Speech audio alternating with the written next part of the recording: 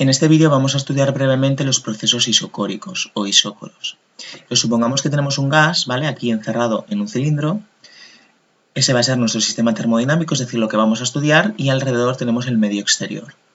Entonces, este gas va a sufrir una transformación isocórica si, partiendo de un estado inicial con una presión, un volumen y una temperatura, evoluciona a un estado final con una segunda presión, una segunda temperatura y el mismo volumen, ¿vale? Y a lo largo de todos los estados por los que pasa, el volumen permanece constante.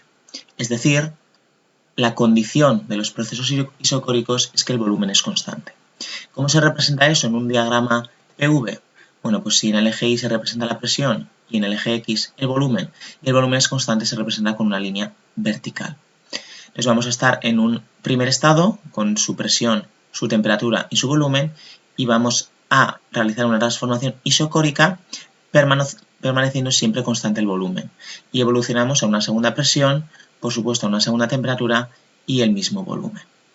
¿Cómo calculamos el trabajo en este tipo de transformaciones? Bueno, pues el trabajo siempre es la integral del primer estado al segundo de P diferencial de volumen.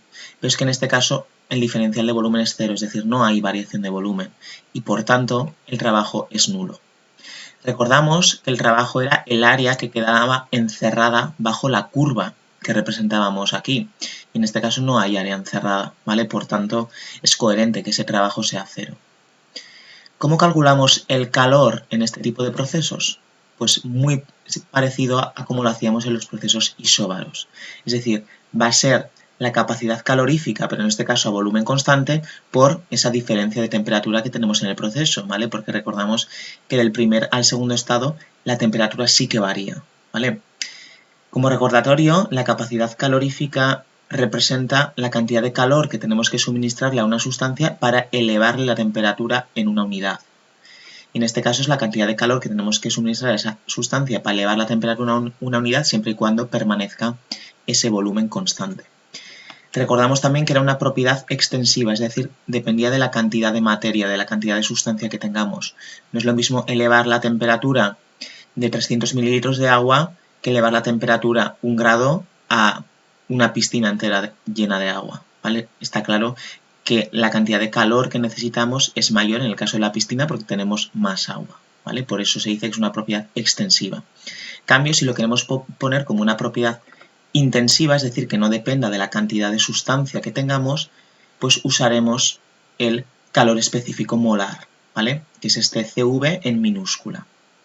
Entonces este nos dice la cantidad de calor que tenemos que suministrarle a un mol de sustancia, ¿vale? Ya estamos limitando la cantidad, entonces ya solo va a depender del tipo de sustancia que sea, si es agua, si es aceite, ¿vale?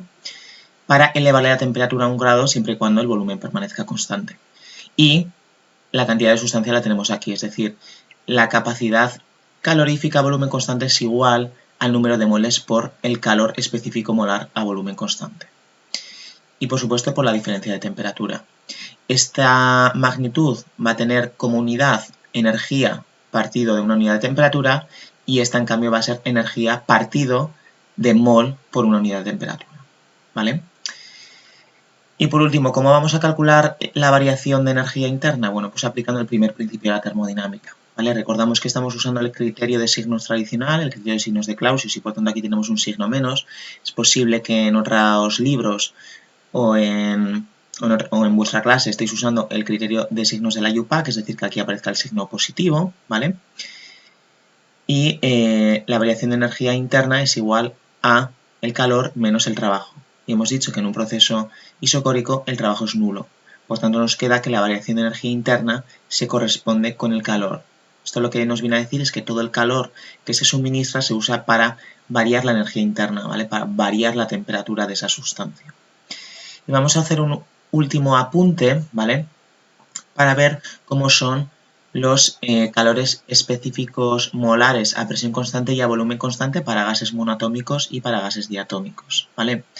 Entonces, para un gas monoatómico, el calor específico molar a presión constante es 5 medios por R, ¿vale? Siendo R la constante de los gases. Por supuesto, esta R, ¿vale? Dependiendo de la unidad que estemos usando, si estamos usando R como 0,082 atmósfera litro partido mol Kelvin, pues en esta fórmula de aquí, cuando la usemos, el resultado de la Q, ¿vale? Ese calor nos da en atmósfera por litro, ¿vale? Porque si yo pongo aquí atmósfera litro partido mol Kelvin, el mol con el mol de abajo se va, el Kelvin con el Kelvin se va a ir y me va a quedar el calor en atmósfera por litro. En cambio, si esta R de aquí estamos usando la de 8,31 julios partido mol Kelvin, pues obtendremos el calor en julios, ¿vale? Y en el gas monoatómico, CV es 3 medios por R. Y el coeficiente adiabático, que es el cociente entre Cp y Cv, pues nos queda 5 tercios, es decir, más o menos 1,67. Y en el caso de los gases diatómicos, el de presión constante es 7 medios R y el de volumen constante es 5 medios R. Y el coeficiente adiabático, otra vez el cociente entre Cp y Cv, nos queda 7 quintos, es decir, 1,4. Estos dos coeficientes se relacionan, para el caso de los gases, mediante la relación de Mayer. En el caso en el que estemos usando los calores específicos molares, Cp menos Cv va a ser igual a R. Y si estamos usando, por supuesto, las capacidades caloríficas, pues va a ser al número de moles por la constante de los gases. Aquí se observa que Cp es mayor que Cv, ¿vale? En el caso de los gases. ¿Y esto por qué ocurre? Bueno, pues la explicación es bastante sencilla de entender. Si el calor específico molar representa la cantidad de calor que tenemos que suministrarle a una sustancia para elevarle la temperatura a 1 grado, si estamos a presión constante, esa cantidad de calor que estamos suministrando se usa para dos cosas. Se usa por un lado para aumentar la temperatura, pero como el volumen no tiene por qué ser constante, también nuestro gas se está dilatando, es decir, está realizando un trabajo. Recordamos que en el proceso isóbaro realizamos trabajo, por tanto parte de ese calor que suministramos se gasta en realizar un trabajo y no solo en aumentar la temperatura, ¿vale? Por tanto, la cantidad de energía que le tenemos que dar a ese elemento para que suba su temperatura 1 grado es mayor, porque hay parte de esa energía que se está gastando en dilatar. En cambio, cuando el volumen es constante, todo el calor que yo le suministro a mi sustancia se usa para aumentar la temperatura, porque no se puede dilatar, porque el volumen tiene que permanecer constante.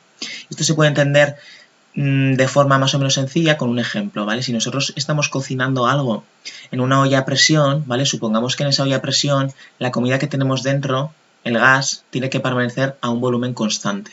Por tanto, todo el calor que yo estoy dando se usa para cocinar. En cambio, si yo lo estoy haciendo con una cazuela y ni la tapo ni nada, ese calor que yo estoy dando, por un lado, se usa para que ese gas se dilate y se salga de la cazuela, etc.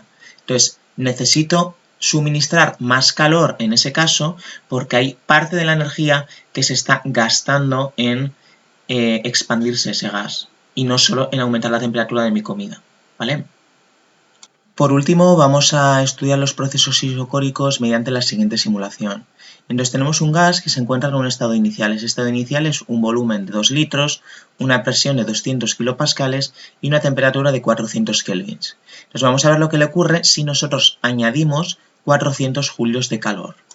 Entonces cuando nosotros añadimos 400 julios de calor a volumen constante, vemos que el volumen permanece constante y por tanto tenemos aquí una línea vertical. Ese calor que hemos añadido, ¿para qué se ha utilizado? Bueno, pues se ha utilizado únicamente para elevar la temperatura de ese gas, ¿vale? Y ha pasado de 400 kelvins a 667 kelvins.